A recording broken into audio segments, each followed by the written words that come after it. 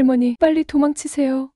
은행 창구에서 돈을 찾으려던 순간 직원이 떨리는 손으로 쪽지를 내밀었습니다. 그 한 장의 종이로 평범한 하루가 무너졌습니다. 누군가 그녀를 지켜보고 있었고 그날 이후 이상한 일들이 연달아 일어났습니다. 도대체 왜 자신에게 이런 일이 벌어지는 걸까? 그녀는 아직 모릅니다. 모든 시작이 바로 그 쪽지 한 장이었다는 걸요. 이번 영상에서는 은행 쪽지로 시작된 노인 보험 사기 사건에 대해 들려드리겠습니다. 지금부터 이야기를 시작하려고 합니다. 시작하기 전에 구독과 좋아요 눌러주시는 모든 분들 복 받으실 거예요. 새벽 5시 대전 둔산동의 골목길은 아직 어둠 속에 잠겨 있었습니다. 이영숙 69살. 그녀는 세탁소 열쇠를 꺼내 문을 열었어요. 셔터를 올리는 소리가 고요한 새벽을 깼습니다. 3년 전 남편을 떠나보낸 후 이 소리가 그녀의 하루를 여는 신호였죠. 외롭지만 견딜만 했어요. 손님들과 나누는 짧은 대화들이 그녀를 살아가게 했으니까요. 6시 반쯤 첫 손님이 들어왔습니다. 송만득이었어요. 62, 은퇴한 세무사로 말이 많기로 동네에서 유명한 사람이었죠. 영숙 씨, 커피 한 잔 얻어 먹어도 돼요? 냉장고에 있어요. 가져가세요. 만득은 커피를 마시며 무심하게 말했습니다. 요즘 동네 분위기가 좀 이상해요. 노인네들 상대로 이상한 보험 권유하는 사람들이 많다던데 조심하세요. 영숙은 대수롭지 않게 넘겼어요. 9시가 되자 며느리 박민경이 세탁소에 들어섰습니다. 38, 단정한 정장 차림에 완벽한 미소를 띤 그녀였죠. 어머님, 오늘 시간 좀 내주실 수 있으세요? 보험금 환급 받으실 게 있대요. 같이 은행 가요. 영숙은 잠시 망설였습니다. 무슨 보험금인지 기억이 나지 않았거든요. 하지만 며느리가 챙겨주는데 거절할 이유도 없었죠. 은행까지는 걸어서 10분 거리였습니다. 로비는 한산했어요. 민경이 영숙을 창구로 안내했습니다. 어머님, 여기 앉으세요. 영숙은 앉았어요. 민경은 가방에서 서류를 꺼냈습니다. 창구 직원의 이름표에는 한지수라고 적혀 있었죠. 지수 씨, 오늘 처리할 서류예요. 민경이 서류를 창구로 밀어냈습니다. 지수가 서류를 펼쳐보더니 눈빛이 순간 흔들렸어요. 미세하게, 아주 잠깐이었죠. 고객님, 여기 서명해 주시면 됩니다. 지수가 볼펜을 내밀었습니다.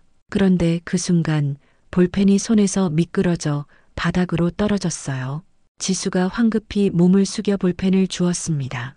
그리고 다시 일어서며 작은 쪽지를 영숙 쪽으로 살짝 밀어냈죠. 영숙의 심장이 쿵 소리를 냈어요.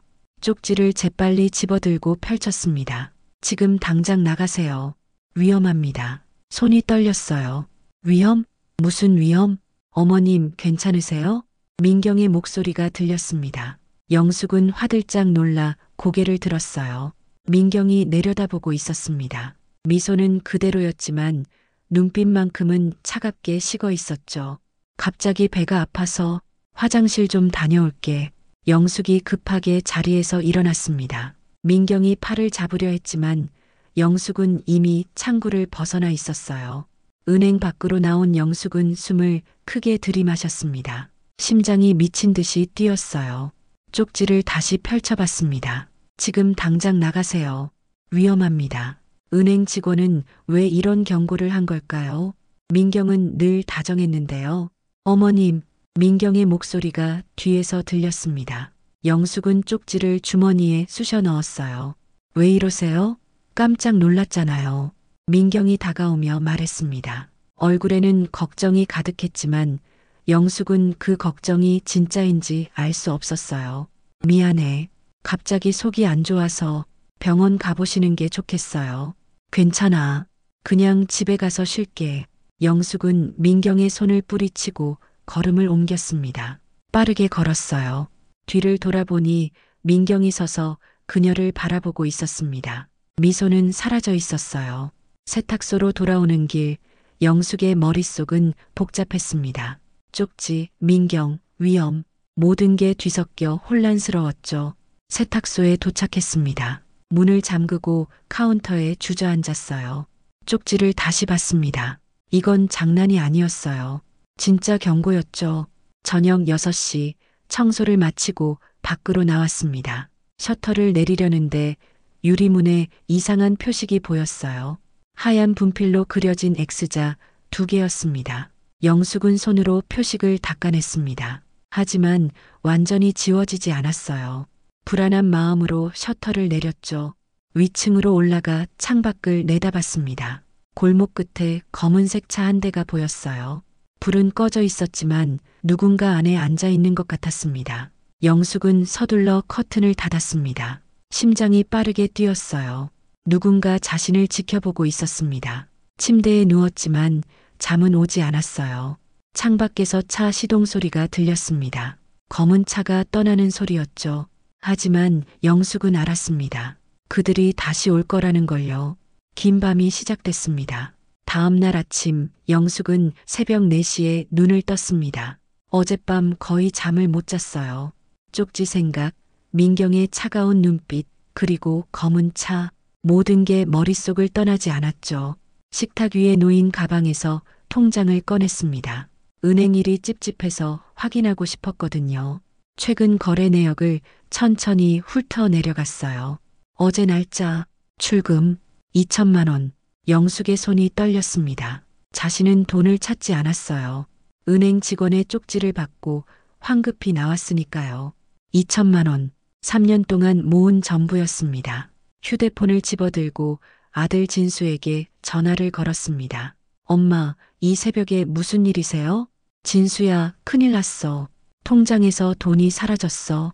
1시간쯤 지나자 진수가 세탁소로 왔습니다. 42, 중견기업 과장인 그는 급히 나오느라 머리도 제대로 빗지 못한 상태였어요. 엄마, 이거 언제 찾으신 거예요? 나는 안 찾았어.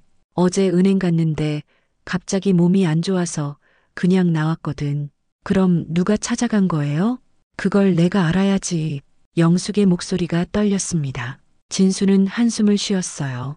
엄마, 요즘 깜빡깜빡하시잖아요. 혹시 찾으시고 까먹으신 거 아니에요? 진수야, 엄마가 2천만 원을 찾아놓고 기억을 못할 것 같아? 진수는 난처한 표정을 지었습니다. 그럼 은행 가서 CCTV 확인해야죠. 그때 진수의 휴대폰이 울렸습니다. 민경이었어요. 여보, 응, 엄마 집이야. 통장에서 돈이 없어졌대. 진수가 잠시 침묵했습니다. 전화 너머 민경의 목소리가 들렸죠. 알았어. 나중에 보자. 진수가 전화를 끊고 영숙을 봤습니다. 민경이가 걱정하네요. 같이 은행 가자는데. 아니야. 나는 민경이랑은 안 가. 너랑만 갈게. 엄마, 왜요? 그냥 너랑만 가고 싶어. 두 사람은 은행으로 향했습니다. 창구 직원이 컴퓨터를 확인했어요. 어제 오후 3시 20분에 출금 처리됐네요. 신분증으로 본인 확인 후 출금되었습니다. 영숙의 얼굴이 창백해졌습니다. 신분증? 그럼 자기 이름으로 찾아간 건가요? 경찰에 신고하셔서 조사를 진행하시는 게 좋을 것 같습니다. 은행을 나온 진수가 말했습니다. 엄마, 병원 한번 가보시는 게 어때요? 요즘 기억력이. 나는 멀쩡해. 영숙이 소리쳤습니다. 진수는 어깨를 토닥이며 회사로 갔어요. 세탁소로 돌아온 영숙은 혼자 남았습니다. 정오쯤 송만득이 세탁물을 찾으러 왔어요. 영숙 씨, 안색이 왜 그래요? 영숙은 어제부터 있었던 일을 설명했습니다. 은행 쪽지, 사라진 2천만 원까지요.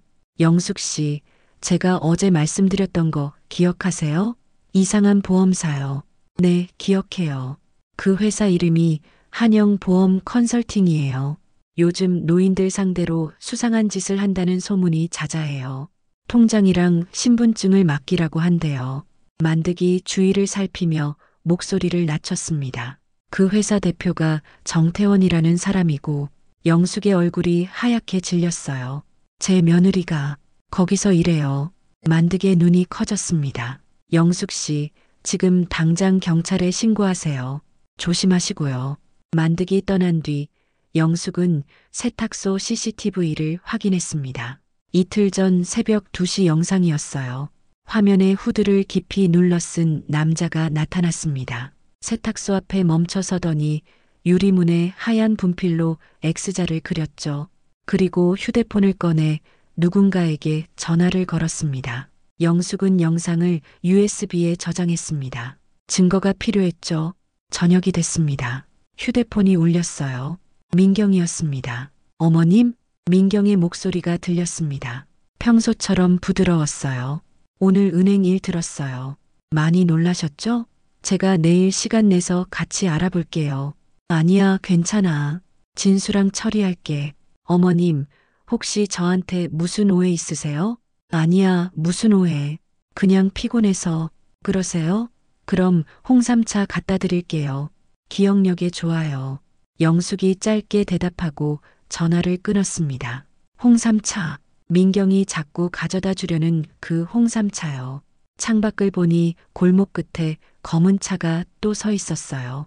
이번엔 불이 켜져 있었고 안에 두 사람이 앉아 있었습니다.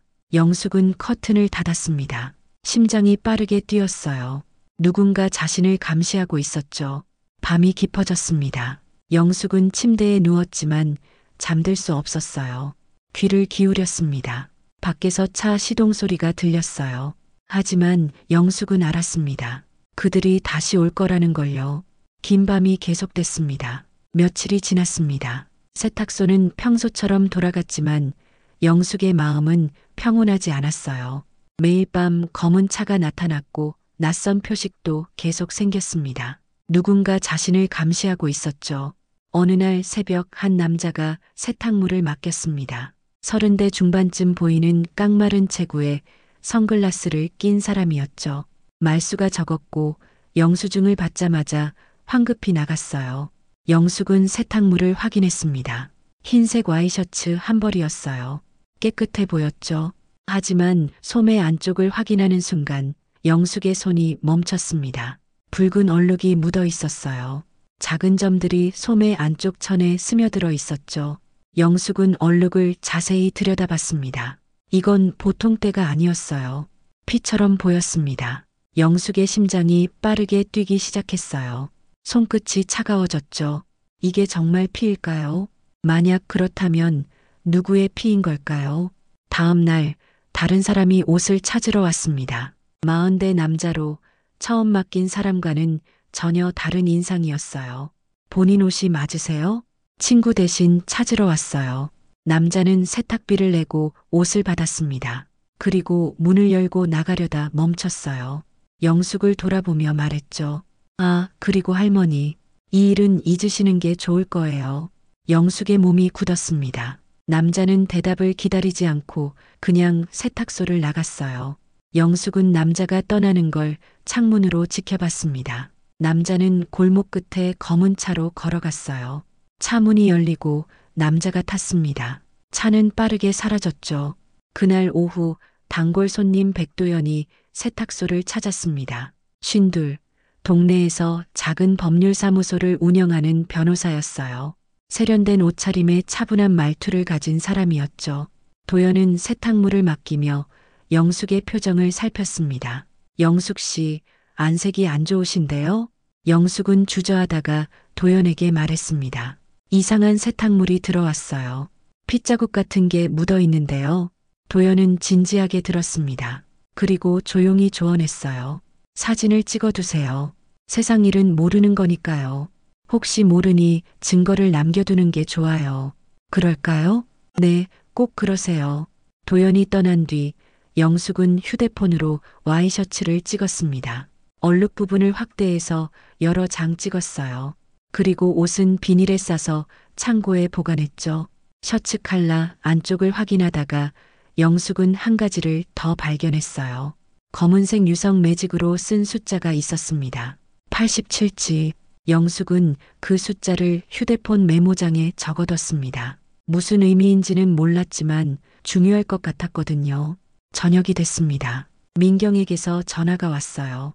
어머님, 내일 점심 같이 먹어요. 건강검진 결과도 같이 보고요. 아니야, 괜찮아. 혼자 확인할게. 어머님, 혹시 저한테 무슨 오해 있으세요? 왜 이렇게 피하세요? 민경의 목소리가 낮아졌습니다. 영숙은 뭐라고 대답해야 할지 몰랐어요. 오해 아니야. 그냥 요즘 피곤해서. 그러세요? 그럼 홍삼차라도 갖다 드릴게요. 기억력에 정말 좋아요. 영숙이 짧게 대답하고 전화를 끊었습니다. 홍삼차. 민경이 계속 가져다 주려는 그 홍삼차요. 영숙은 휴대폰에 저장된 사진을 다시 봤습니다. 붉은 얼룩, 그리고 87지라는 숫자. 이게 무슨 의미일까요? 밤이 됐습니다. 세탁소 밖에서 인기척이 들렸어요.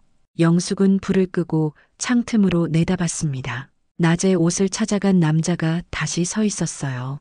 남자는 세탁소 문을 들여다보더니 주머니에서 전화기를 꺼내 누군가와 통화했습니다. 표정이 심각했어요. 영숙은 숨을 죽이고 있었습니다. 남자가 사라진 뒤에도 한참을 움직이지 못했어요. 다음 날 아침 세탁소 문 앞에 봉투가 놓여 있었습니다. 하얀 봉투, 이름도 없었어요. 영숙은 주위를 둘러봤습니다. 아무도 없었죠. 봉투를 집어들고 안으로 들어갔어요. 봉투를 뜯었습니다. 안에는 사진 한 장이 들어 있었어요. 영숙 자신의 얼굴이 찍혀 있었습니다. 세탁소 앞에서 쓰레기를 버리는 모습이었죠. 사진 뒷면에 글귀가 적혀 있었습니다. 입 다물면 살고 떠들면 죽는다. 영숙의 손에서 사진이 떨어졌습니다. 바닥에 떨어진 사진이 영숙을 올려다보고 있었어요. 이건 장난이 아니었습니다. 진짜 협박이었죠. 영숙은 급히 경찰서로 향했습니다. 파출소에 도착해 상황을 설명했어요. 젊은 경찰관이 사진을 봤습니다. 표정이 심각하지 않았어요. 장난일 수도 있습니다. 요즘 이런 거 많아요. 이게 장난으로 보여요? 영숙의 목소리가 떨렸습니다. 증거가 더 필요합니다. 실제 위해를 가했거나 금품 요구가 있어야 수사를 시작할 수 있어요. 영숙은 허탈했습니다. 경찰도 믿을 수 없었어요. 세탁소로 돌아오는 길 송만득과 마주쳤습니다. 영숙 씨, 얼굴이 창백한데 무슨 일이에요? 영숙은 대충 얼버무렸습니다. 만득은 자기 집에 가서 차라도 한잔하자고 했지만 영숙은 고개를 저었어요. 혼자 있고 싶었죠. 저녁이 됐습니다. 영숙은 위층으로 올라갔어요. 창밖을 내다봤습니다. 골목에 희미한 불빛이 움직였습니다. 한 남자가 세탁소 앞에 서 있었어요. 손전등으로 안을 비추며 뭔가를 확인하고 있었죠. 남자는 잠시 서 있다가 골목 쪽으로 사라졌습니다. 영숙은 온몸에 소름이 돋았습니다. 누군가 계속 자신을 감시하고 있었어요. 집 안에서도 안전하지 않았죠. 휴대폰을 꺼내 백도연에게 문자를 보냈습니다. 도와주세요. 위험해요. 하지만 문자는 전송되지 않았습니다. 신호가 차단된 것 같았어요. 영숙은 휴대폰을 내려놓았습니다. 창밖엔 여전히 어둠만 가득했죠. 보이지 않는다는 게 더 무서웠어요. 그들은 어디선가 지켜보고 있었으니까요. 다음 날 오전, 영숙은 백도연의 사무실로 찾아갔습니다. 2층에 있는 작은 사무실이었어요. 영숙 씨, 무슨 일이세요? 영숙은 봉투를 꺼내 건넸습니다. 도연이 사진을 보더니 표정이 굳어졌어요. 이건 명백한 협박이에요. 범죄죠. 경찰에 신고하셨어요? 했어요. 근데 증거가 부족하대요. 그럼 제가 같이 가겠습니다. USB에 저장한 영상도 있죠? 도연은 책상 서랍에서 지퍼백을 꺼내 사진과 봉투를 넣었습니다. 증거를 보존하는 거였죠. 그리고 휴대폰도 확인해 볼게요. 도연이 영숙의 휴대폰을 확인했습니다. 어젯밤에 문자 보내셨다고요? 근데 안 갔다고요? 네, 신호가 차단된 것 같았어요. 이건 심각한데요. 누군가 할머니 휴대폰을 해킹했을 가능성이 있어요. 영숙의 등골이 서늘해졌습니다. 두 사람은 경찰서로 향했습니다. 형사를 만나 상황을 설명했어요. 형사는 자료들을 하나하나 확인했습니다. 며느리분이 한영보험 컨설팅에 다니신다고요? 그 회사 요즘 수사 대상이에요. 노인 대상 보험 사기로요. 영숙의 심장이 쿵 소리를 냈습니다. 신고 접수하겠습니다. 며칠 안에 담당 형사가 연락드릴 거예요. 그동안 조심하세요. 혹시 이상한 일 있으면 바로 신고하시고요. 형사가 영숙에게 명함을 건넸습니다. 영숙은 명함을 받아 주머니에 넣었어요. 경찰서를 나온 영숙은 조금 안도했습니다. 이제 경찰이 움직일 거예요. 세탁소로 돌아왔습니다. 저녁이 됐어요. 영숙은 휴대폰을 확인했습니다. 어제 찍어둔 와이셔츠 사진을 보려 했죠. 그런데 사진이 없었습니다. 모두 삭제되어 있었어요. 갤러리를 아무리 뒤져도 없었죠. 영숙은 직감했습니다. 누군가 자신의 휴대폰에 접근했던 거예요. 원격으로요.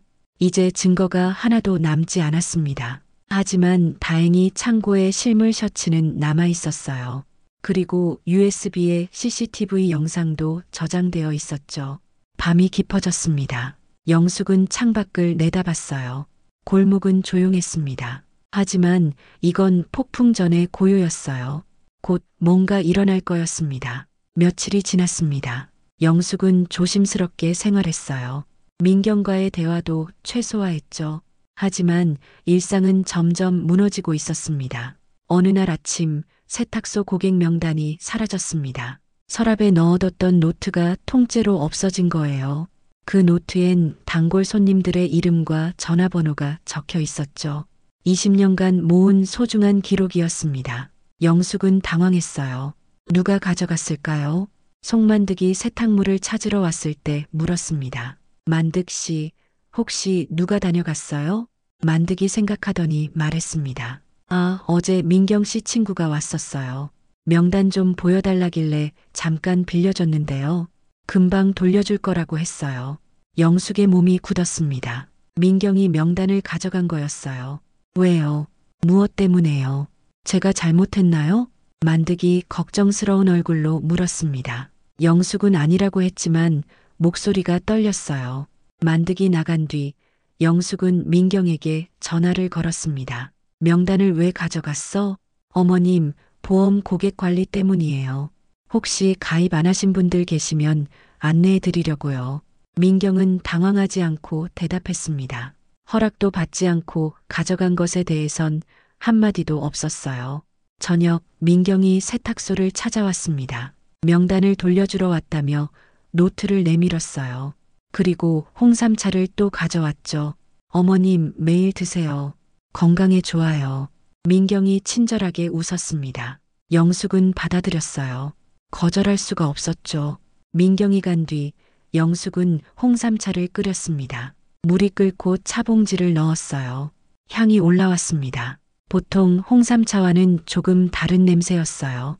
영숙은 한 모금 마시려다 멈췄습니다. 이상한 쓴맛이 혀끝에 닿았어요. 영숙은 차를 뱉어냈습니다. 급히 물로 입을 헹궜죠. 컵을 싱크대에 버리고 남은 홍삼차 봉지를 비닐에 싸서 숨겼습니다. 나중에 검사를 받아봐야겠다는 생각이 들었어요. 밤이 깊어졌습니다. 영숙은 잠들려 했지만 잠이 오지 않았어요. 창밖을 보니 희미한 불빛이 움직였습니다. 누군가 손전등을 들고 세탁소 주변을 서성이고 있었어요. 영숙은 불을 끄고 커튼 틈으로 내다봤습니다. 한 남자가 세탁소 유리문 앞에 서 있었어요. 손전등으로 안을 비추며 뭔가를 확인하고 있었죠. 남자는 잠시 서 있다가 골목 쪽으로 사라졌습니다. 다음 날 저녁 영숙은 단골 손님들에게 전화를 걸기 시작했습니다. 혹시 이상한 연락이 온 건 아닌지 확인하려고요. 첫 번째 손님 김순자 할머니였어요. 순자 씨, 저 영숙이에요. 혹시 요즘 이상한 전화 받으신 적 있어요? 아, 영숙 씨, 마침 잘 됐네.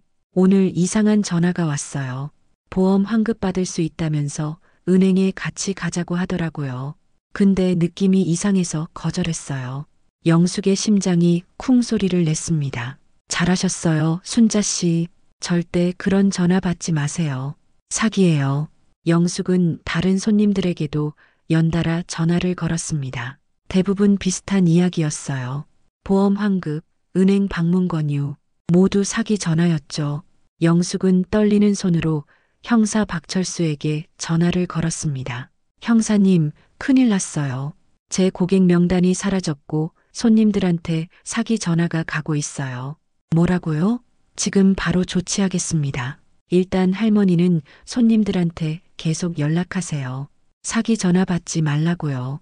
영숙은 밤늦게까지 손님들에게 전화를 걸었습니다. 20명 넘는 단골 손님들 모두에게 경고했어요. 밤 10시 영숙은 지쳐서 위층으로 올라갔습니다. 온몸이 무거웠어요. 침대에 누웠지만 머릿속은 복잡했죠. 휴대폰이 울렸습니다. 낯선 번호였어요. 영숙은 받지 않으려 했지만 전화는 계속 걸려왔습니다. 한 번, 두 번, 세 번. 영숙은 전화를 받았습니다. 여보세요? 입 다물지 않으면 다음은 아들이다. 낮고 쉰 남자 목소리였어요. 그리고 전화가 끊겼습니다. 영숙의 손에서 휴대폰이 떨어졌습니다.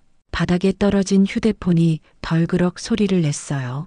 아들, 진수, 이제 아들까지 위협하는 거였어요. 영숙은 떨리는 손으로 휴대폰을 집어들고 진수에게 전화를 걸었습니다. 신호음이 길게 울렸어요. 받지 않았습니다. 다시 걸었어요. 이번에도 받지 않았죠. 세 번째 전화에서야 진수가 받았습니다. 엄마, 진수야, 너 괜찮아? 어디 있어? 집에 있어요. 왜요? 아무 일 없지? 이상한 사람 만난 거 없어? 엄마, 무슨 일이에요? 목소리가 떨려요. 아무것도 아니야. 그냥 조심해. 알았지? 영숙이 전화를 끊었습니다. 더 이상 말할 수 없었어요. 진수에게 겁을 줄 수도 없었죠. 창밖을 내다봤습니다. 골목은 어두웠어요. 검은 차는 보이지 않았습니다. 하지만 그게 더 무서웠어요. 그들은 어디선가 지켜보고 있었습니다. 언제든 나타날 수 있었죠. 영숙은 주머니에서 형사가 준 명함을 꺼냈습니다. 그리고 다시 전화를 걸었어요. 형사님, 방금 협박 전화 받았어요. 아들을 해치겠다고. 알겠습니다. 바로 조치하겠습니다. 아드님 집에도 경찰 보내고 할머니 집도 경비 강화하겠습니다. 고맙습니다. 전화를 끊고 영숙은 의자를 문 앞에 갖다 놨습니다. 방문을 잠갔어요. 그리고 비상벨 단말기를 주머니에 넣었죠. 긴 밤이 시작됐습니다. 영숙은 불을 켜놓고 앉아 있었어요. 잠들 수 없었습니다. 잠들면 안 될 것 같았죠. 새벽이 올 때까지 영숙은 그렇게 깨어 있었습니다. 다음 날 아침 영숙은 새벽 6시에 형사 박철수에게서 전화를 받았습니다. 이영숙 씨, 큰 소식이에요. 은행 직원 한지수 씨가 병원에 실려갔어요. 영숙의 심장이 쿵 소리를 냈어요. 뭐라고요? 지수 씨가요? 네, 어젯밤 집 앞에서 쓰러진 채 발견됐어요. 약물 중독 증세래요. 지금 대전 성심병원 중환자실에 있어요. 영숙의 손이 떨렸습니다. 지수가 위험에 처한 건 자기 때문이었어요. 지금 가볼게요. 영숙은 서둘러 옷을 갈아입고 송만득에게 문자를 보냈습니다. 만득이 곧 도착했고 두 사람은 택시를 타고 병원으로 향했어요. 병원 중환자실 앞에 도착했습니다. 간호사가 면회를 막았지만 한참 기다린 끝에 의사가 허락했어요. 5분만요. 너무 자극하시면 안 돼요.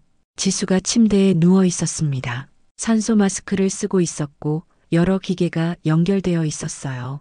영숙은 지수 옆으로 다가갔습니다. 지수의 손을 조심스럽게 잡았어요. 지수 씨, 미안해요.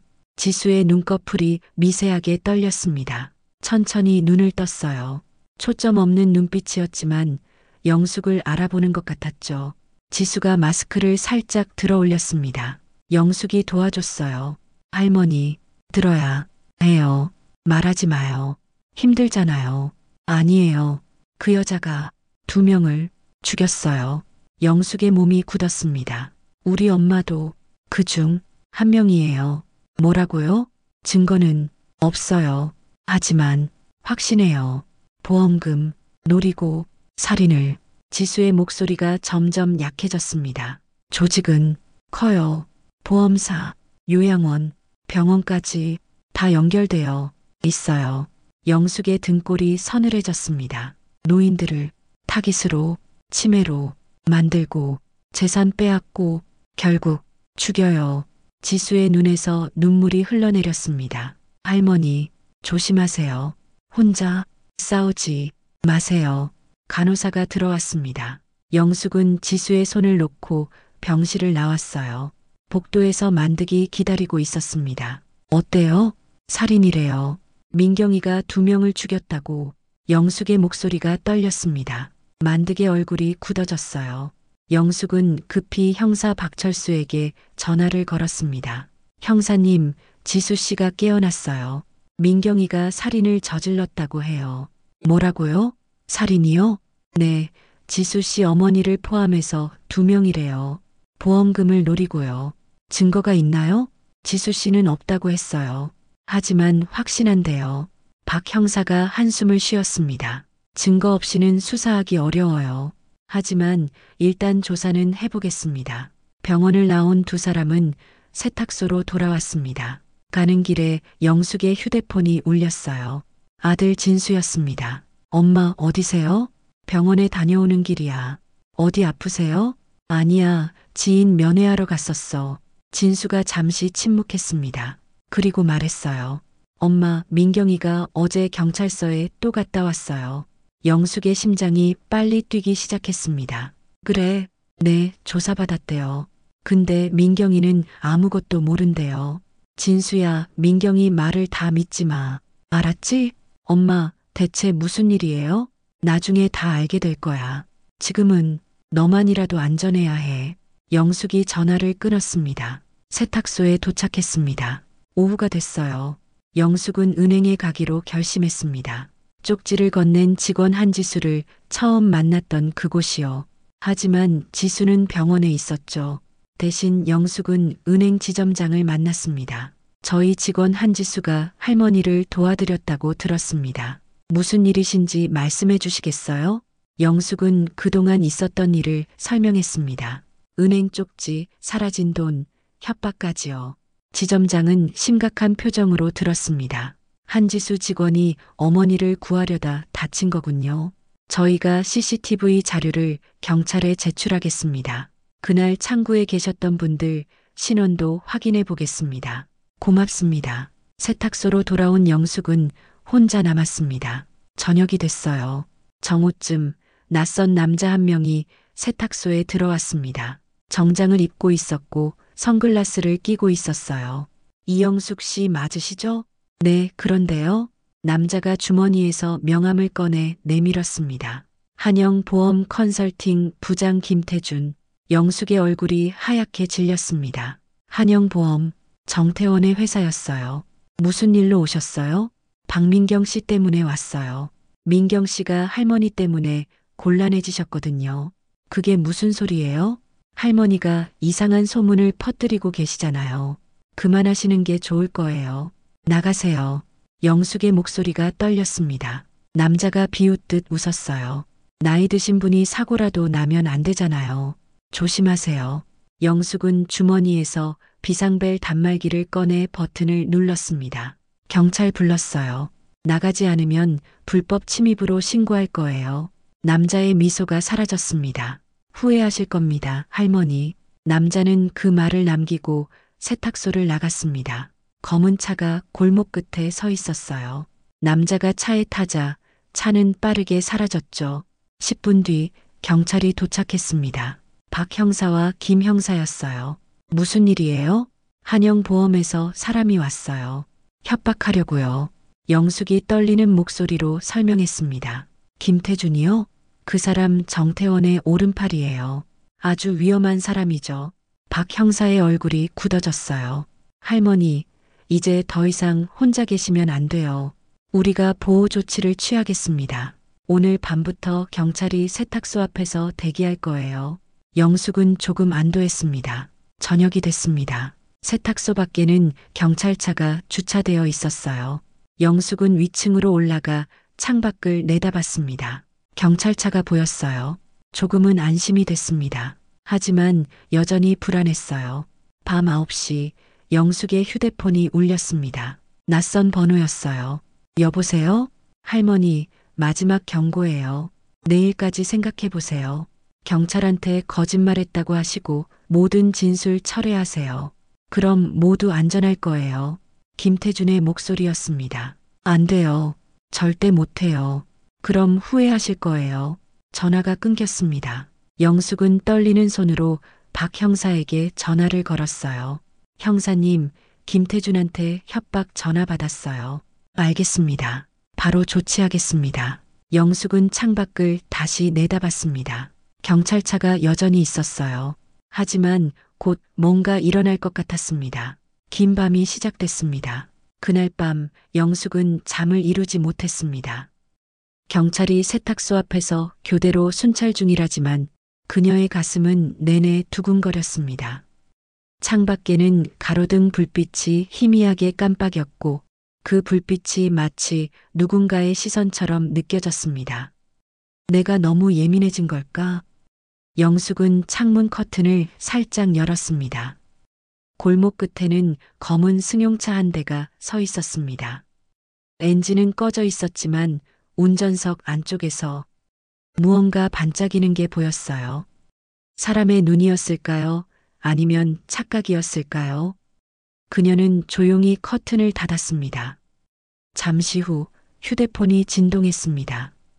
낯선 번호였습니다. 받을까 망설이다가 결국 통화 버튼을 눌렀습니다. 이영숙 씨, 남자의 낮고 느린 목소리였습니다. 지금도 늦지 않았어요. 그만두세요.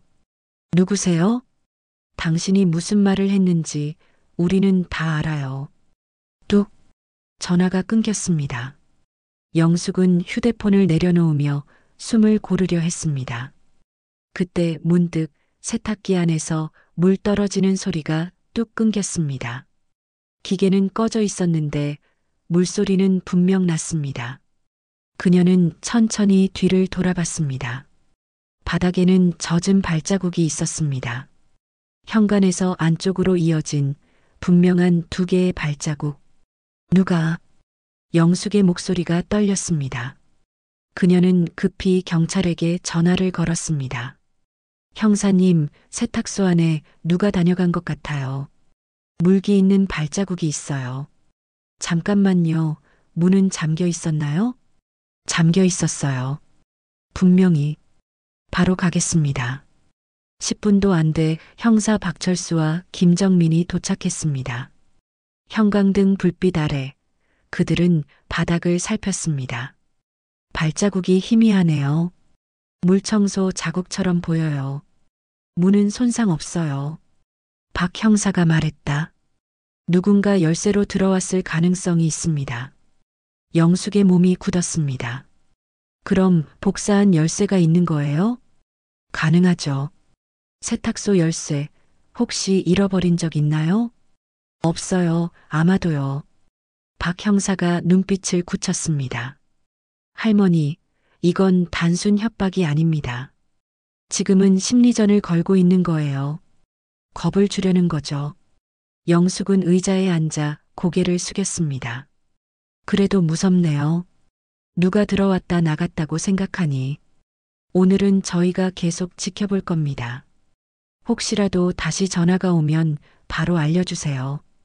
형사들이 떠난 뒤 세탁소 안은 다시 고요해졌습니다. 하지만 그 고요함 속에서 영숙은 계속 누군가의 숨소리를 느꼈습니다. 그날 밤 꿈속에서도 전화벨이 울렸습니다. 이영숙 씨, 사람은 말이 많으면 오래 못 살아요. 꿈인지 현실인지 모를 그 말이 귓가에 깊게 박혀 있었습니다. 다음 날 아침 영숙은 평소보다 일찍 세탁소 문을 열었습니다. 바깥 공기가 차가웠습니다. 골목에는 쓰레기 봉투 하나가 놓여 있었어요. 그 위에 하얀 봉투가 올려져 있었습니다. 영숙은 조심스럽게 봉투를 집었습니다. 안에는 사진 한 장이 들어 있었어요. 자신과 아들 진수가 식당에서 밥을 먹던 장면이었습니다. 누군가 멀리서 찍은 듯 흐릿했지만 분명히 두 사람이었어요. 영숙의 손이 덜덜 떨렸습니다. 이젠 가족까지. 그녀는 곧장 형사에게 전화를 걸었습니다. 형사님, 사진이 왔어요. 우리 아들이랑 찍힌 사진이에요.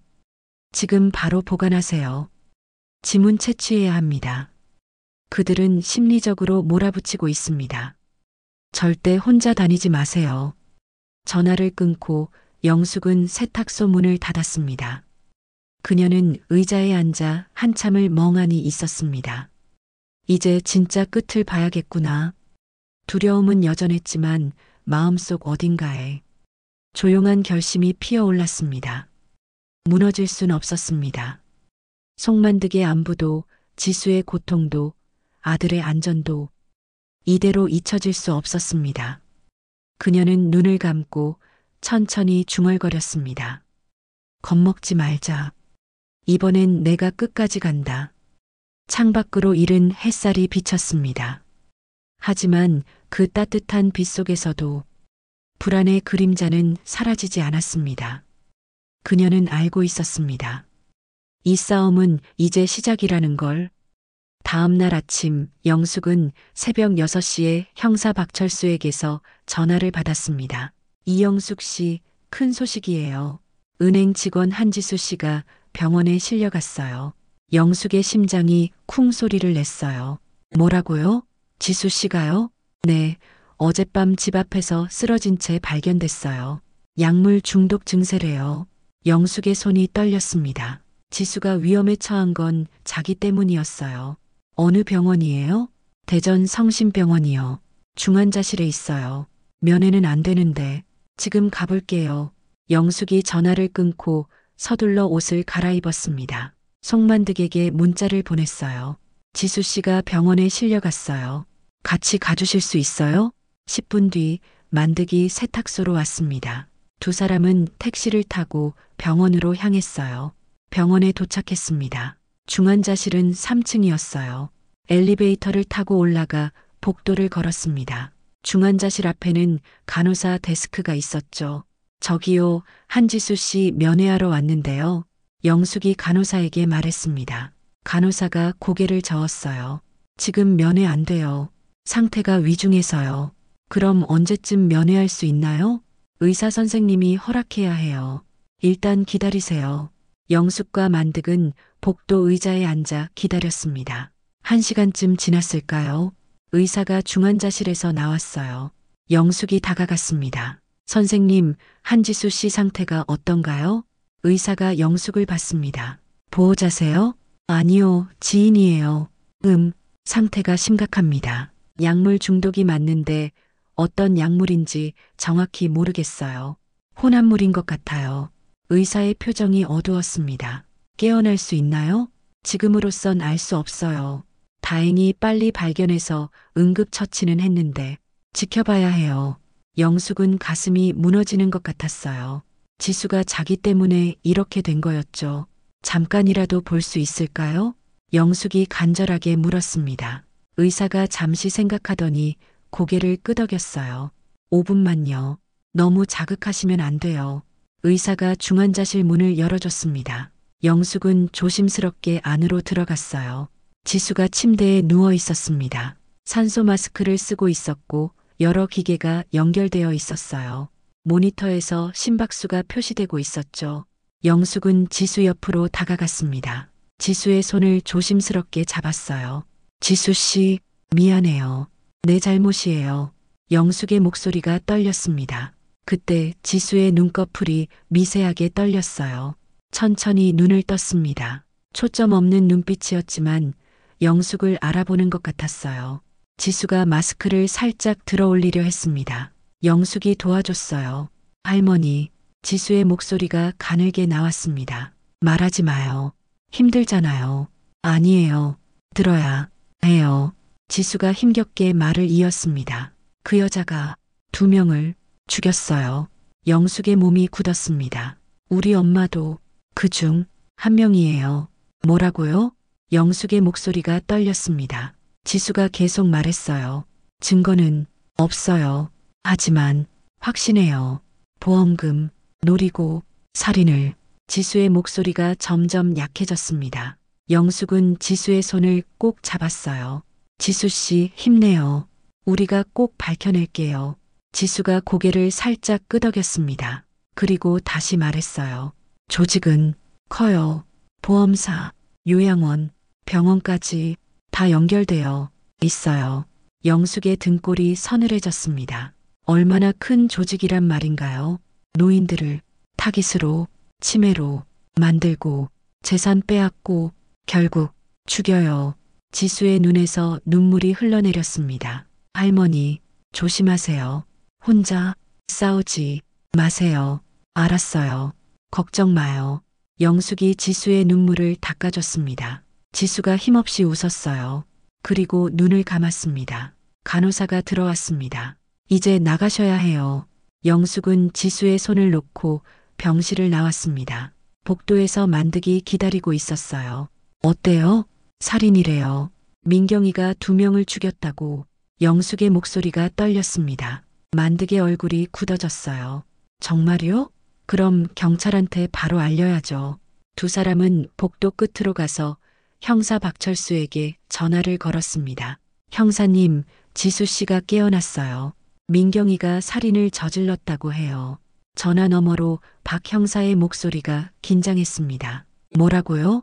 살인이요? 네, 지수 씨 어머니를 포함해서 2명이래요. 보험금을 노리고요. 증거가 있나요? 지수 씨는 없다고 했어요. 하지만 확신한대요. 박 형사가 한숨을 쉬었습니다. 증거 없이는 수사하기 어려워요. 하지만 일단 조사는 해보겠습니다. 할머니는 절대 혼자 다니지 마세요. 전화를 끊고 영숙은 만득을 받습니다. 이제 어떻게 하죠? 일단 세탁소로 돌아가요. 여기서 더 할 수 있는 게 없어요. 두 사람은 병원을 나왔습니다. 택시를 타고 세탁소로 향했어요. 가는 길에 영숙의 휴대폰이 울렸습니다. 아들 진수였어요. 엄마 어디세요? 병원에 다녀오는 길이야. 병원요? 어디 아프세요? 아니야, 지인 면회하러 갔었어. 진수가 잠시 침묵했습니다. 그리고 말했어요. 엄마, 민경이가 어제 경찰서에 또 갔다 왔어요. 영숙의 심장이 빨리 뛰기 시작했습니다. 그래, 네, 조사받았대요. 근데 민경이는 아무것도 모른대요. 회사 일은 그냥 직원으로. 진수야, 영숙이 말을 끊었습니다. 민경이 말을 다 믿지 마. 알았지? 엄마, 대체 무슨 일이에요? 왜 민경이를 의심하세요? 나중에 다 알게 될 거야. 지금은 너만이라도 안전해야 해. 엄마, 영숙이 전화를 끊었습니다. 더 이상 말할 수 없었어요. 세탁소에 도착했습니다. 만득이 함께 들어왔어요. 영숙 씨, 오늘은 제가 여기 있을게요. 혼자 두면 안 될 것 같아서요. 고마워요, 만득 씨. 두 사람은 세탁소에서 일을 했습니다. 손님들이 드문드문 들어왔어요. 평범한 하루처럼 보였지만 둘 다 긴장하고 있었죠. 오후 3시쯤 낯선 남자 한 명이 세탁소에 들어왔습니다. 정장을 입고 있었고 선글라스를 끼고 있었어요. 어서 오세요. 영숙이 인사했습니다. 남자는 대답 없이 카운터로 다가왔어요. 이영숙 씨 맞으시죠? 네, 그런데요. 남자가 주머니에서 명함을 꺼내 내밀었습니다. 한영보험 컨설팅 부장 김태준. 영숙의 얼굴이 하얗게 질렸습니다. 한영보험, 정태원의 회사였어요. 무슨 일로 오셨어요? 영숙의 목소리가 떨렸습니다. 남자가 미소를 지었어요. 차가운 미소였죠. 박민경 씨 때문에 왔어요. 민경 씨가 할머니 때문에 곤란해지셨거든요. 그게 무슨 소리예요? 할머니가 이상한 소문을 퍼뜨리고 계시잖아요. 민경 씨가 사기꾼이라느니 살인자라느니. 남자의 목소리가 낮아졌습니다. 그만하시는 게 좋을 거예요. 할머니를 위해서도요. 나가세요. 만득이 남자 앞을 가로막았습니다. 여기서 나가시라고요. 남자가 만득을 봤습니다. 그리고 비웃듯 웃었어요. 송만득 씨죠? 할아버지도 조심하세요. 나이 드신 분이 사고라도 나면 안 되잖아요. 뭐라고요? 지금 협박하는 거예요? 만득의 목소리가 높아졌습니다. 남자는 대답하지 않았어요. 그냥 미소만 지었죠. 영숙이 주머니에서 휴대폰을 꺼냈습니다. 비상벨 단말기의 버튼을 눌렀어요. 경찰 불렀어요. 나가지 않으면 불법 침입으로 신고할 거예요. 남자의 미소가 사라졌습니다. 그는 영숙을 차갑게 바라봤어요. 후회하실 겁니다, 할머니. 남자는 그 말을 남기고 세탁소를 나갔습니다. 영숙과 만득은 그가 떠나는 걸 지켜봤어요. 검은 차가 골목 끝에 서 있었습니다. 남자가 차에 타자 차는 빠르게 사라졌죠. 10분 뒤 경찰이 도착했습니다. 박 형사와 김 형사였어요. 무슨 일이에요? 한영보험에서 사람이 왔어요. 협박하려고요. 영숙이 떨리는 목소리로 설명했습니다. 박 형사의 얼굴이 굳어졌어요. 김태준이요? 그 사람 정태원의 오른팔이에요. 그럼 정말 위험한 사람이네요. 만득이 말했습니다. 김 형사가 고개를 끄덕였어요. 네, 아주 위험해요. 이 사람들 수단 방법 안 가려요. 박 형사가 영숙에게 말했습니다. 할머니, 이제 더 이상 혼자 계시면 안 돼요. 우리가 보호 조치를 취하겠습니다. 보호 조치요? 네, 일단 오늘 밤부터 경찰이 세탁소 앞에서 대기할 거예요. 그리고 며칠 안에 이 사건 마무리하겠습니다. 박 형사의 목소리가 단호했습니다. 박민경 씨랑 정태원, 김태준 모두 체포할 겁니다. 증거는 충분해요. 영숙은 조금 안도했습니다. 하지만 완전히 안심할 수는 없었어요. 이 사람들이 얼마나 위험한지 알았으니까요. 저녁이 됐습니다. 만득이 집으로 돌아가고 영숙은 혼자 남았어요. 하지만 세탁소 밖에는 경찰차가 주차되어 있었습니다. 영숙은 위층으로 올라가 창밖을 내다봤습니다. 경찰차가 보였어요. 불빛이 켜져 있었고 안에 2명의 경찰관이 앉아 있었죠. 조금은 안심이 됐습니다. 하지만 여전히 불안했어요. 밤 9시 영숙의 휴대폰이 울렸습니다. 낯선 번호였어요. 영숙은 받지 않으려 했지만 계속 울렸습니다. 받았어요. 여보세요? 할머니, 마지막 경고예요. 김태준의 목소리였습니다. 입 다물지 않으면 아들이 다쳐요. 그리고 병원에 있는 은행 직원도요. 영숙의 손이 떨렸습니다. 당신들, 정말 내일까지 생각해 보세요. 경찰한테 거짓말했다고 하시고 모든 진술 철회하세요. 그럼 모두 안전할 거예요. 안 돼요. 절대 못해요. 영숙이 소리쳤습니다. 전화 너머로 김태준의 웃음소리가 들렸어요. 그럼 후회하실 거예요. 전화가 끊겼습니다. 영숙은 떨리는 손으로 박 형사에게 전화를 걸었어요. 형사님, 김태준한테 협박 전화 받았어요. 아들이랑 지수 씨를 해친다고. 알겠습니다. 바로 조치하겠습니다. 아드님 집에도 경찰 보내고 병원에도 경비 강화하겠습니다. 전화를 끊고 영숙은 진수에게도 전화를 걸었습니다. 진수야, 너 지금 집에 있지? 네, 왜요? 문 잠그고 아무도 들이지 마. 경찰이 곧 갈 거야. 엄마, 무슨 일이에요? 설명할 시간 없어. 조심해. 알았지? 영숙이 전화를 끊었습니다. 그리고 창밖을 다시 내다봤어요. 골목은 조용했습니다. 경찰차만 홀로 불을 밝히고 있었죠. 하지만 영숙은 알았습니다. 이건 폭풍 전의 고요라는 걸요. 곧 뭔가 일어날 거예요. 좋은 일이든 나쁜 일이든. 영숙은 침대에 누웠지만 잠들 수 없었습니다. 귀를 기울이며 밖의 소리를 들었어요. 긴 밤이 시작됐습니다. 다음 날 아침 영숙은 새벽 5시에 눈을 떴습니다. 어젯밤 잠을 거의 자지 못했어요. 협박 전화, 지수의 증언, 그리고 김태준의 차가운 목소리. 모든 게 머릿속을 떠나지 않았죠. 창밖을 내다봤습니다. 경찰차가 여전히 세탁소 앞에 주차되어 있었어요. 영숙은 조금 안도했습니다. 세탁소로 내려갔어요. 평소처럼 문을 열고 청소를 시작했습니다. 손님들이 올 시간이었죠. 6시 반쯤 영숙은 문득 속만득 생각이 났습니다. 평소 같으면 이 시간쯤 왔어야 하는데 오늘은 보이지 않았어요. 이상했습니다. 만득은 거의 매일 아침 일찍 왔거든요. 영숙은 휴대폰을 꺼내 만득에게 전화를 걸었습니다. 신호음이 울렸어요. 1번, 2번, 3번. 하지만 받지 않았습니다. 자동응답으로 넘어갔죠. 영숙은 불안해졌습니다. 다시 전화를 걸었어요. 이번에도 받지 않았습니다. 이상한데. 영숙이 중얼거렸습니다. 만득은 항상 전화를 받는 사람이었어요. 특히 영숙의 전화는요. 7시가 됐습니다. 영숙은 세탁소를 잠깐 비우고 만득의 집으로 향했어요. 걸어서 5분 거리였습니다. 만득의 집 앞에 도착했습니다. 현관문이 닫혀 있었어요. 영숙이 초인종을 눌렀습니다. 아무 대답이 없었죠.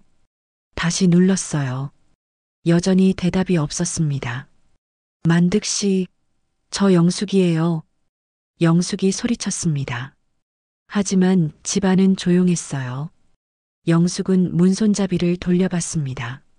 잠겨 있지 않았어요. 문이 열렸죠. 만득 씨, 들어가도 돼요? 영숙이 조심스럽게 안으로 들어갔습니다. 현관에 신발이 놓여 있었어요. 만득의 신발이었죠. 만득 씨? 영숙이 다시 불렀습니다. 대답이 없었습니다. 거실로 들어갔어요. 텔레비전이 켜져 있었지만 만득은 보이지 않았죠. 방을 하나씩 확인했습니다. 침실, 화장실, 부엌. 어디에도 만득은 없었어요. 영숙은 불안이 커졌습니다. 다시 현관으로 나왔어요. 그때 바닥에 뭔가 떨어진 게 보였습니다. 안경이었어요. 만득의 안경이었죠. 렌즈가 깨져 있었습니다. 영숙은 안경을 집어들었습니다. 손이 떨렸어요. 만득에게 무슨 일이 생긴 거였습니다. 세탁소 쪽으로 뛰어갔어요. 세탁소 앞 경찰차로 다가갔습니다. 창문을 두드렸죠. 경찰관님, 큰일 났어요. 경찰관이 차에서 내렸습니다. 무슨 일이세요? 제 친구가 사라졌어요. 집에 가봤는데 없어요. 이것만 떨어져 있었어요. 영숙이 깨진 안경을 보여줬습니다. 경찰관의 표정이 굳어졌어요. 형사님한테 바로 연락하겠습니다. 일단 안으로 들어가세요. 영숙은 세탁소 안으로 들어갔습니다. 떨리는 손으로 차를 끓였어요. 마음을 진정시키려 했지만 쉽지 않았죠. 30분 뒤 형사 박철수와 김정민이 도착했습니다. 송만득 씨가 사라졌다고요? 박 형사가 물었습니다. 영숙이 고개를 끄덕이며 안경을 건넸어요. 이것만 집에 떨어져 있었어요. 렌즈가 깨져서. 김 형사가 안경을 확인했습니다. 이거 싸움 흔적일 수 있어요. 바로 수색하겠습니다. 만득 씨는 저 때문에 위험에 처한 거예요. 제가 도와달라고 해서. 영숙의 목소리가 떨렸습니다. 눈물이 났어요. 할머니 잘못이 아니에요. 이건 범죄 조직이 한 일이에요. 박 형사가 영숙의 어깨를 토닥였습니다. 일단 주변 CCTV 확인하고 송만득 씨 휴대폰 위치 추적하겠습니다. 두 형사가 떠난 뒤 영숙은 혼자 남았습니다. 세탁소에 앉아 있었지만 일손이 잡히지 않았어요. 만득이 어디 있을까요? 무사할까요? 영숙은 불안에 떨었습니다. 정오쯤 백도연이 세탁소를 찾았습니다. 영숙 씨, 만득 씨 소식 들었어요. 괜찮으세요? 도연이 걱정스러운 얼굴로 물었습니다. 영숙은 고개를 저었어요. 괜찮지 않아요. 만득 씨가. 저 때문에. 아니에요. 만득 씨는 옳은 일을 한 거예요. 영숙 씨를 도운 거고요. 도연이 영숙의 손을 잡았습니다. 이제 우리가 역으로 미끼를 던질 때예요. 미끼요? 네, 그들이 영숙 씨를 노리고 있잖아요. 그럼 우리가 함정을 만드는 거예요. 도연의 눈빛이 날카로워졌습니다. 제 지인 중에 전직 경찰 출신 사설 탐정이 있어요. 그분 도움받으면 가능할 거예요. 위험하지 않을까요? 물론 위험해요. 하지만 이대로 당하고만 있을 순 없잖아요. 만득 씨도 구해야 하고요. 영숙은 잠시 생각했습니다. 도연의 말이 맞았어요. 이대로는 안 됐습니다. 그래요. 해보죠. 좋아요. 지금 바로 탐정님 부를게요. 도연이 전화를 걸었습니다. 10분쯤 뒤 한 남자가 세탁소에 들어왔어요. 50대 중반으로 보이는 남자였습니다. 단정한 캐주얼 차림에 날카로운 눈빛을 가지고 있었죠. 안녕하세요, 강민호입니다. 남자가 손을 내밀었습니다. 영숙이 악수를 받았어요. 이영숙이에요. 도연 씨한테 상황 들었어요. 전형적인 보험 사기 조직이네요. 강민호가 의자에 앉으며 말했습니다. 제 경험으로는 이런 조직들은 패턴이 있어요. 타깃을 완전히 고립시킨 다음 마지막에 한 번에 처리하죠. 처리요? 영숙의 목소리가 떨렸습니다. 강민호가 고개를 끄덕였어요. 네, 사고로 위장하거나 자연사로 보이게 하거나 흔적을 남기지 않아요. 그럼 저도 맞아요. 할머니도 타깃이에요.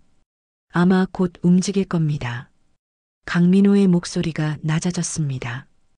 그래서 우리가 먼저 함정을 놓는 거예요. 할머니가 미끼가 되는 거죠. 어떻게요?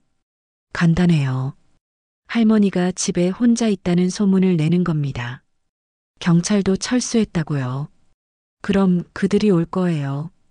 그리고 현장에서 잡는 거죠? 도연이 말을 이었습니다. 강민호가 고개를 끄덕였어요.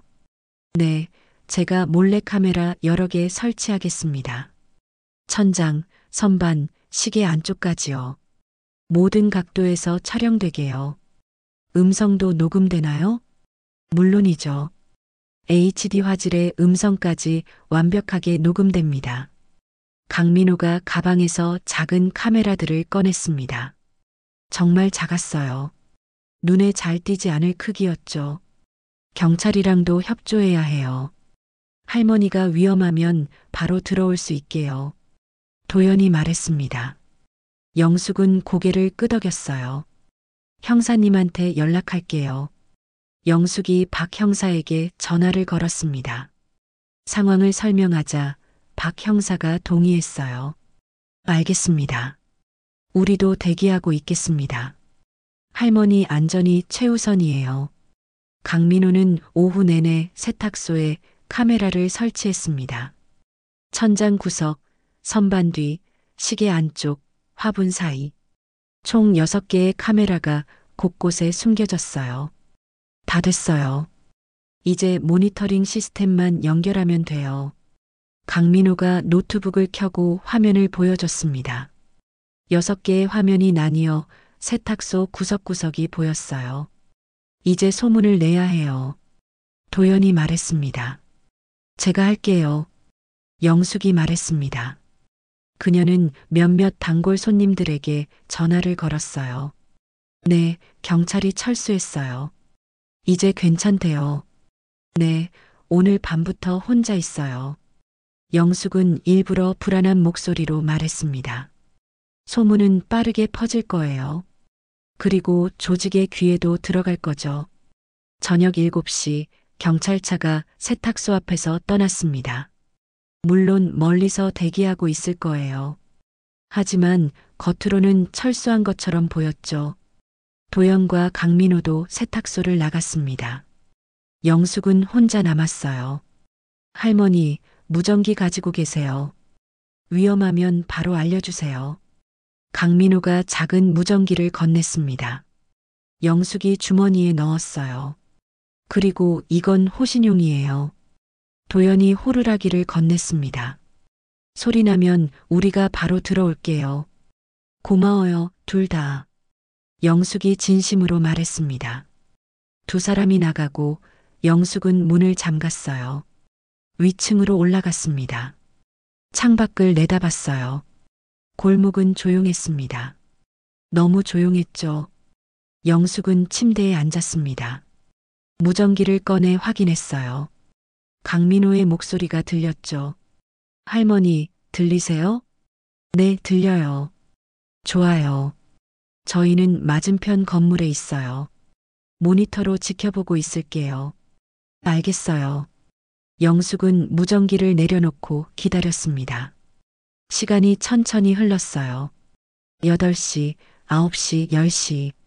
아무 일도 일어나지 않았습니다. 11시쯤 영숙은 졸음이 왔어요. 하지만 자면 안 됐습니다. 깨어 있어야 했죠. 자정이 지났습니다. 여전히 조용했어요. 새벽 1시, 영숙은 거의 잠들 뻔했습니다. 그때 밖에서 소리가 들렸어요. 차 시동 소리였습니다. 영숙이 벌떡 일어나 창문으로 갔어요. 커튼을 살짝 열고 밖을 봤죠. 검은 차 한 대가 골목으로 들어오고 있었습니다. 불을 끄고 천천히요. 영숙의 심장이 빠르게 뛰기 시작했습니다. 무전기를 집어들었어요. 강민호 씨, 차가 왔어요. 보여요. 할머니 그대로 계세요. 우리가 지켜보고 있어요. 차가 세탁소 앞에 멈췄습니다.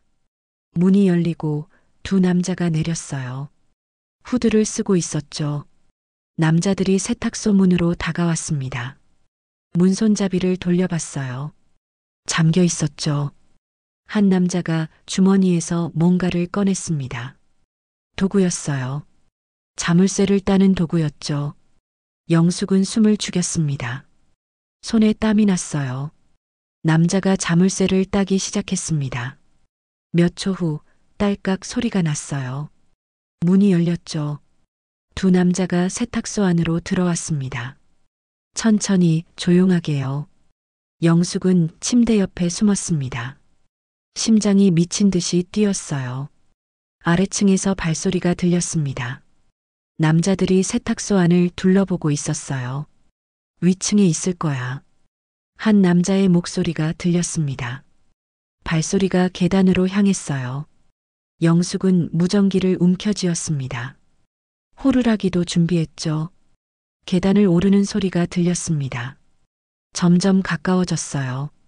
영숙의 방문이 천천히 열렸습니다. 두 남자가 문 앞에 섰어요. 영숙을 찾고 있었죠.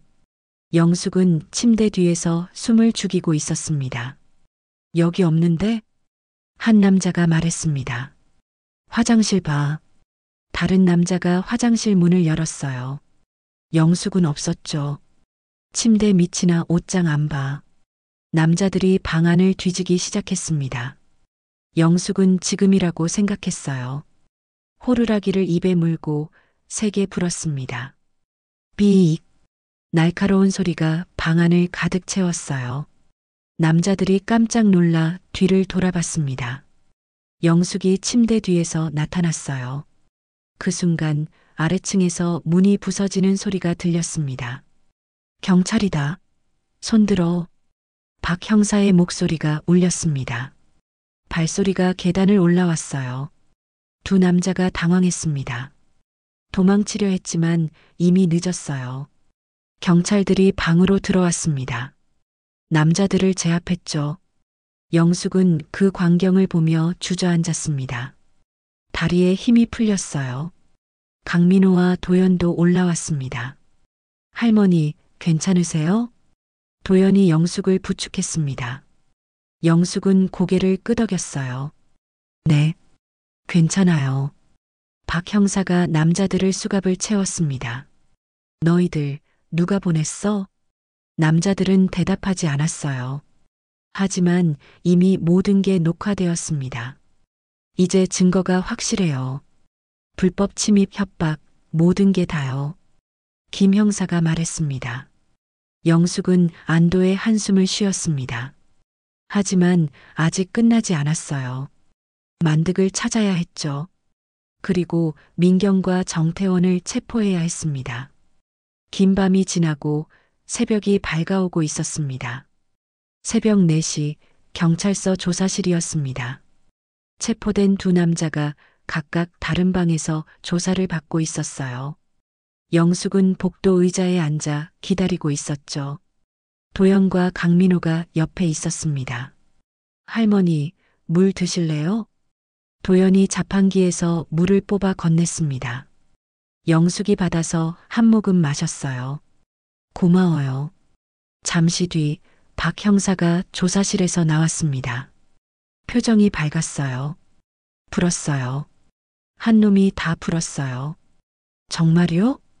영숙이 자리에서 일어났습니다. 네, 정태원이 지시했대요. 할머니를 없애라고요.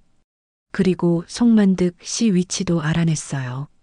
만득 씨가 어디 있어요? 외곽 창고에 감금되어 있대요. 지금 구조팀이 출동했어요. 영숙은 안도의 한숨을 쉬었습니다. 만득이 무사하다니 다행이었어요. 그리고 박민경 씨랑 정태원 긴급 체포 영장 발부됐어요. 지금 체포하러 갑니다. 박 형사의 목소리가 단호했습니다. 저도 같이 가도 될까요? 영숙이 물었습니다. 박 형사가 잠시 망설이더니 고개를 끄덕였어요. 차 안에서만 대기하세요. 위험할 수 있으니까요. 영숙과 도연, 강민호는 경찰차에 탔습니다. 여러 대의 경찰차가 함께 출동했어요. 첫 번째 목적지는 한영 보험 컨설팅 사무실이었습니다. 새벽 5시 건물은 어두웠어요.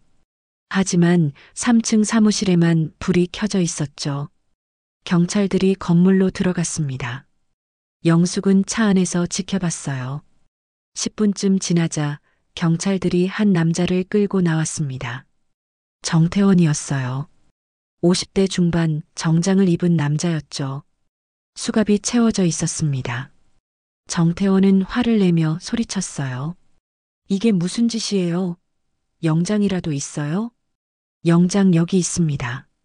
보험 사기, 협박, 살인교사 혐의로 체포합니다. 박 형사가 차갑게 말했습니다. 정태원의 얼굴이 하얗게 질렸어요. 정태원이 경찰차에 실렸습니다. 영숙과 눈이 마주쳤어요. 정태원이 영숙을 노려봤죠. 차갑고 살벌한 눈빛이었습니다. 영숙은 시선을 피하지 않았어요. 똑바로 정태원을 바라봤습니다. 이제 두렵지 않았죠. 다음 목적지는 진수의 집이었습니다. 민경을 체포하러 가는 거였어요. 아파트에 도착했습니다. 영숙의 심장이 빠르게 뛰었어요. 곧 며느리를 보게 될 거였죠. 경찰들이 아파트로 들어갔습니다. 영숙은 차 안에서 기다렸어요. 손이 떨렸습니다. 20분쯤 지났을까요? 경찰들이 민경을 데리고 나왔습니다. 민경은 평상복 차림이었어요. 화장기 없는 얼굴, 흐트러진 머리. 평소의 단정한 모습이 아니었죠. 민경도 수갑이 채워져 있었습니다. 그녀의 얼굴은 무표정했어요. 아무 감정도 보이지 않았죠. 진수가 뒤따라 나왔습니다. 멍한 얼굴이었어요. 믿을 수 없다는 표정이었죠. 민경이 경찰차 쪽으로 걸어오다가 영숙이 탄 차를 봤습니다. 잠시 멈춰 섰어요. 두 사람의 시선이 마주쳤습니다. 민경의 입가에 희미한 미소가 떠올랐어요. 비웃는 듯한 미소였죠. 영숙은 그 미소를 보며 소름이 돋았습니다. 저게 진짜 민경이었구나. 지난 몇 년간 다정한 며느리 노릇을 했던 그 사람의 진짜 얼굴이었어요. 민경이 경찰차에 탔습니다. 차가 출발했어요. 진수가 영숙이 탄 차로 다가왔습니다.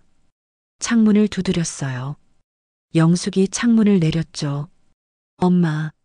진수의 목소리가 떨렸습니다. 눈에는 눈물이 가득했어요. 미안해, 진수야. 이렇게 될 줄 몰랐어. 엄마가 맞았어요. 민경이가 정말 그런 사람이었어요. 진수가 고개를 떨궜습니다. 어깨가 떨렸어요. 들어가. 푹 쉬어. 엄마도 조심하세요. 진수가 아파트로 돌아갔습니다. 영숙은 아들의 뒷모습을 보며 가슴이 아팠어요. 경찰서로 돌아왔습니다. 6시였어요. 하늘이 밝아오고 있었죠. 할머니, 이제 집에 가서 쉬세요. 오늘 오후에 기자회견 있어요. 박 형사가 말했습니다. 기자회견이요? 네, 이 사건 워낙 크니까요. 피해자들도 많고요. 할머니가 나서주셔야 해요. 영숙은 잠시 망설였습니다. 기자회견이라니 떨렸어요. 제가 옆에 있을게요. 도연이 영숙의 손을 잡았습니다. 우리 함께해요. 고마워요. 영숙은 세탁소로 돌아왔습니다. 도연과 강민호가 함께 왔어요. 할머니, 몇 시간이라도 주무세요. 제가 여기 있을게요. 강민우가 말했습니다. 영숙은 고개를 끄덕이고 위층으로 올라갔어요. 침대에 누웠습니다. 온몸이 무거웠어요. 눈을 감자마자 잠들었죠. 3시간쯤 잤을까요? 정오에 눈을 떴습니다. 몸은 여전히 피곤했지만 마음은 조금 가벼웠어요. 씻고 옷을 갈아입었습니다. 거울을 보니 얼굴이 많이 상해 있었어요. 하지만 신경 쓸 겨를이 없었죠. 오후 1시 송만득에게서 전화가 왔습니다. 영숙 씨, 만득의 목소리였어요. 영숙은 눈물이 났습니다. 만득 씨, 괜찮아요? 네, 괜찮아요. 조금 다쳤지만 괜찮아요. 영숙 씨는요? 저도 괜찮아요. 정말 다행이에요. 창고에 갇혀 있었는데 경찰이 구해줬어요. 지금 병원이에요. 어느 병원이에요? 지금 갈게요. 아니에요, 괜찮아요. 오후에 기자회견 있다면서요? 그거 먼저 하세요. 알았어요. 나중에 볼게요. 전화를 끊고 영숙은 안도의 한숨을 쉬었습니다. 만득이 무사해서 정말 다행이었어요. 오후 2시 경찰서 브리핑룸이었습니다. 기자들이 가득했어요. 카메라들이 줄지어 서 있었죠. 영숙은 무대 뒤에서 기다리고 있었습니다. 도연이 옆에 있었어요. 떨려요. 영숙이 속삭였습니다. 도연이 손을 꼭 잡았어요. 괜찮아요. 그냥 진실만 말하면 돼요. 박 형사가 먼저 나가 사건 개요를 설명했습니다. 한영 보험 컨설팅의 범죄, 피해자 수, 체포된 인원들. 기자들이 연신 사진을 찍었어요. 이제 피해자이자 이 사건을 밝혀낸 이영숙 씨를 모시겠습니다. 박 형사가 영숙을 소개했습니다. 영숙이 떨리는 다리로 단상에 올라갔어요. 수십 개의 카메라가 영숙을 향했습니다. 플래시가 터졌어요.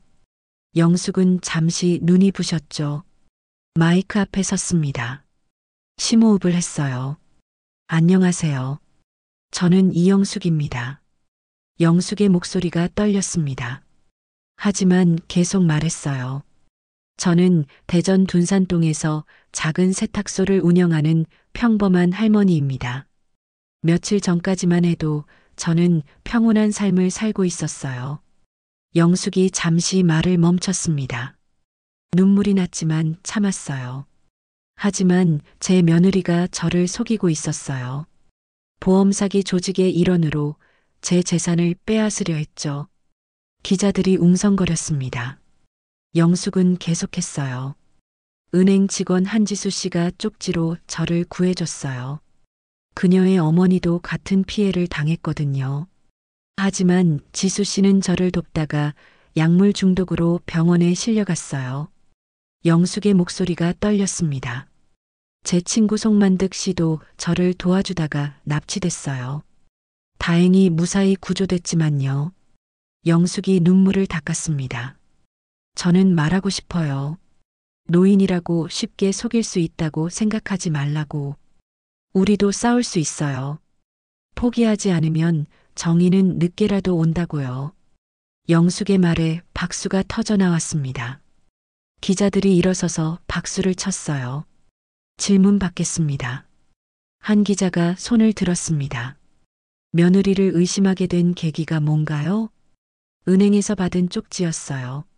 그리고 제 통장에서 돈이 사라진 거요. 처음엔 믿고 싶지 않았어요. 하지만 증거들이 계속 나왔죠. 다른 기자가 물었습니다. 무섭지 않았나요? 무서웠어요. 매일 밤 협박 전화가 왔고 집 앞에 표식이 생겼어요. 하지만 포기할 수 없었어요. 저뿐만 아니라 다른 피해자들을 위해서라도요. 또 다른 기자가 손을 들었습니다. 앞으로 계획은 뭔가요? 영숙이 잠시 생각했습니다. 그리고 미소를 지었어요. 세탁소로 돌아갈 거예요. 제 일상으로요. 평범하게 살고 싶어요. 기자회견이 끝났습니다. 영숙이 단상에서 내려오자 도연이 안아줬어요. 정말 잘하셨어요. 고마워요, 도연 씨. 당신이 없었으면 못했을 거예요. 두 사람은 경찰서를 나왔습니다. 밖에는 취재진들이 더 몰려 있었어요. 영숙을 보자 카메라를 들이댔죠. 이영숙 씨, 한 말씀만 더 해주세요. 며느리한테 할 말 있으세요? 기자들이 소리쳤습니다. 영숙은 잠시 멈춰 섰어요. 카메라를 향해 말했습니다. 민경 씨, 당신이 왜 그랬는지 모르겠어요. 하지만 사람의 가치는 돈에 있지 않아요. 당신이 그걸 깨닫길 바랄게요. 영숙은 그 말을 남기고 차에 탔습니다. 병원으로 향했어요. 만득을 만나러요. 병원에 도착했습니다. 만득은 일반 병실에 있었어요. 머리에 붕대를 감고 있었지만 괜찮아 보였죠. 영숙 씨, 만득이 환하게 웃었습니다. 영숙이 다가가 손을 잡았어요. 만득 씨, 많이 다쳤어요? 아니에요, 괜찮아요. 좀 맞았지만, 만득이 웃으며 말했습니다. 하지만 얼굴에 멍이 들어 있었어요. 저 때문에 고생했어요. 무슨 소리예요? 우리 친구잖아요. 친구는 서로 돕는 거죠. 만득의 말에 영숙은 눈물이 났습니다. 고마워요, 진짜. 한지수도 병실에 있었습니다. 옆 침대였어요. 그녀도 깨어나 있었죠. 할머니. 지수가 약한 목소리로 말했습니다. 영숙이 지수에게 다가갔어요. 지수 씨, 괜찮아요? 네, 많이 좋아졌어요. 오늘 기자회견 봤어요. 정말 멋있었어요. 당신 덕분이에요. 당신이 쪽지를 안 줬으면. 아니에요. 할머니가 용기를 내셨잖아요. 두 사람은 손을 맞잡았습니다. 저녁이 됐습니다. 영숙은 병원을 나와 세탁소로 돌아왔어요. 세탁소는 조용했습니다. 하지만 이제 평온한 조용함이었어요. 두려운 게 아니었죠. 영숙은 세탁소 문을 열고 안으로 들어갔습니다. 오랜만에 편안한 마음이었어요. 그날 밤 영숙은 편히 잠들었습니다. 긴 악몽이 끝났으니까요. 일주일이 지났습니다. 세탁소는 평소처럼 돌아가고 있었어요. 손님들이 드나들고 다림질 소리가 가게를 채웠죠. 하지만 무언가 달라진 게 있었습니다. 영숙의 얼굴에 웃음이 돌아왔다는 거였어요. 아침 8시 송만득이 세탁소를 찾았습니다. 머리에 붕대는 벗었지만 아직 얼굴에 멍 자국이 남아 있었어요. 영숙 씨, 오늘 재판 있는 날이죠? 네, 오전 10시예요. 같이 갈게요. 혼자 가시면 안 되죠. 만득이 환하게 웃었습니다. 영숙은 고마웠어요. 9시 반 두 사람은 법원으로 향했습니다. 백도연도 함께 했어요. 그녀는 변호사 가운을 입고 있었죠. 오늘 정태원 첫 공판이에요. 증거가 확실하니까 유죄는 확실할 거예요. 도연이 차분하게 말했습니다. 법원에 도착했습니다. 이미 기자들이 몰려 있었어요. 영숙을 보자 카메라를 들이댔죠.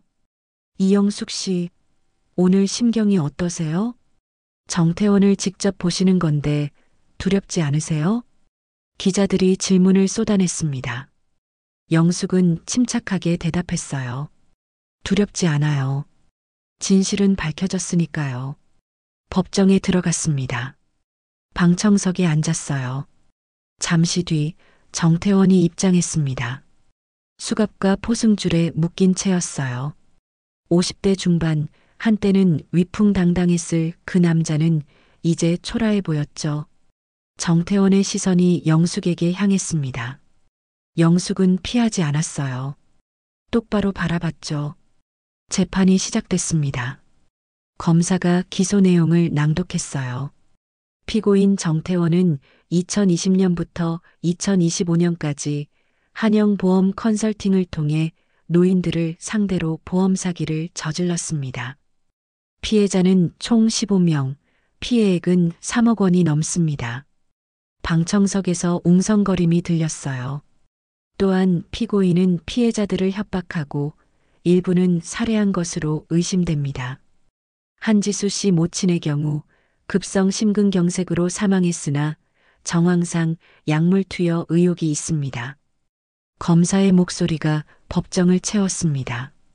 피고인의 공범인 박민경은 직접 피해자들에게 접근해 신뢰를 얻은 뒤 통장과 신분증을 갈취했습니다.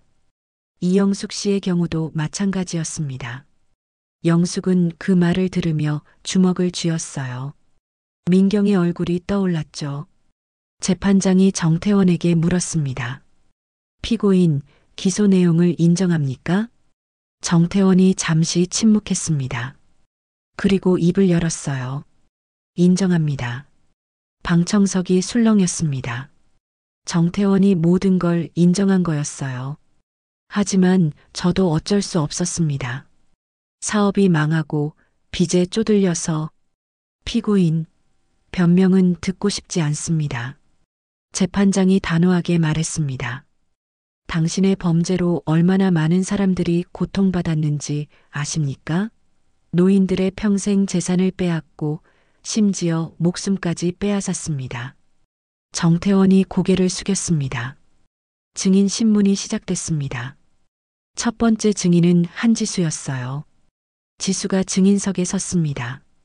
아직 얼굴이 창백했지만 목소리는 또렷했어요. 제 어머니는 3년 전 이 조직의 피해자였습니다. 5천만 원을 잃으셨고 그 충격으로 1년 뒤 돌아가셨어요. 지수의 목소리가 떨렸습니다. 경찰에 신고했지만 증거가 없다며 수사도 제대로 안 했어요. 저는 그때부터 이 조직을 추적했습니다.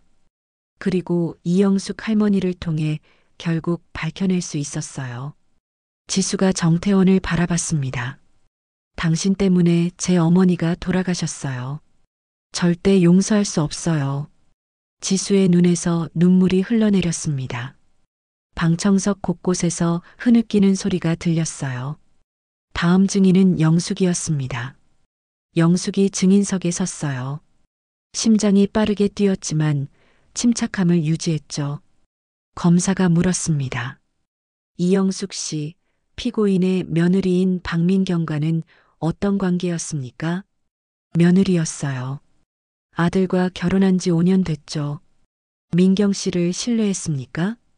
네, 처음엔 완전히 믿었어요. 다정하고 착한 며느리라고 생각했죠. 영숙의 목소리가 떨렸습니다. 하지만 은행에서 쪽지를 받은 뒤 모든 게 달라졌어요. 제 돈이 사라지고 협박을 받고 친구가 납치됐어요. 그제야 알았죠. 며느리가 저를 노리고 있었다는 걸요. 무서웠습니까? 매일 밤 무서웠어요. 하지만 포기할 수 없었어요. 저만의 문제가 아니었으니까요. 영숙이 정태원을 봤습니다. 당신은 노인을 약자로 봤죠. 쉽게 속일 수 있다고 생각했어요. 하지만 틀렸어요. 우리도 싸울 수 있어요. 영숙의 목소리가 법정에 울려 퍼졌습니다. 박수가 터져 나왔어요. 재판장이 방망이를 두드렸습니다. 조용히 하십시오. 영숙이 증인석에서 내려왔습니다. 다리가 후들거렸지만 해냈다는 안도감이 들었어요. 오후가 됐습니다. 재판이 잠시 휴정됐어요. 영숙은 복도에서 쉬고 있었죠. 그때 멀리서 누군가 오는 게 보였습니다. 민경이었어요. 민경도 수갑을 차고 있었습니다. 오늘 그녀의 재판도 있었거든요. 두 사람이 복도에서 마주쳤습니다. 잠시 침묵이 흘렀어요. 어머님, 민경이 먼저 입을 열었습니다. 목소리는 평소처럼 부드러웠어요.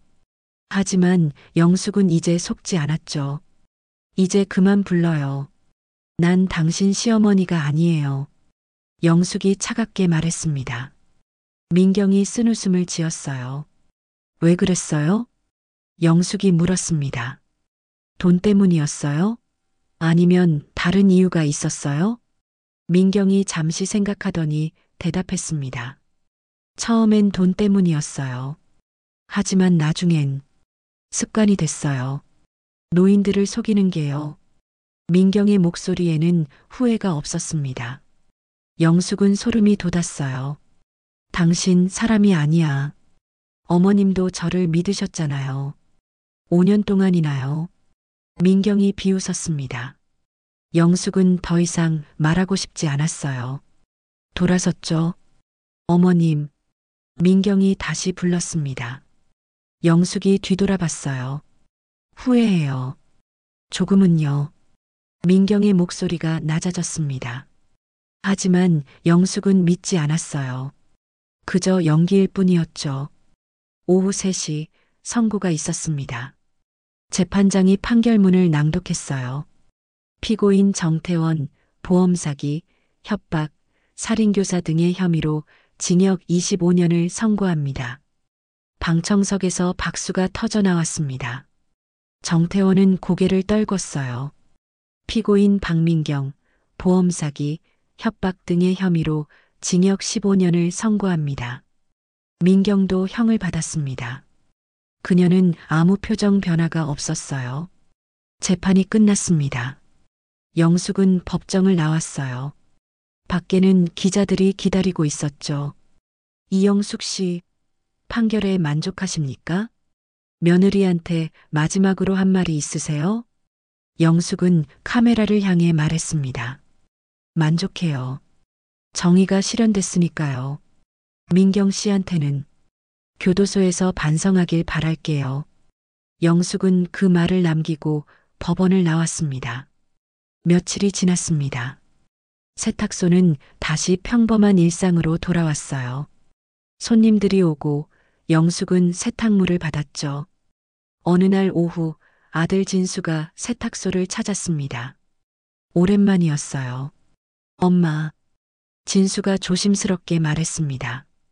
영숙이 미소 지었어요. 들어와. 두 사람은 세탁소 안에 앉았습니다. 진수가 먼저 입을 열었어요.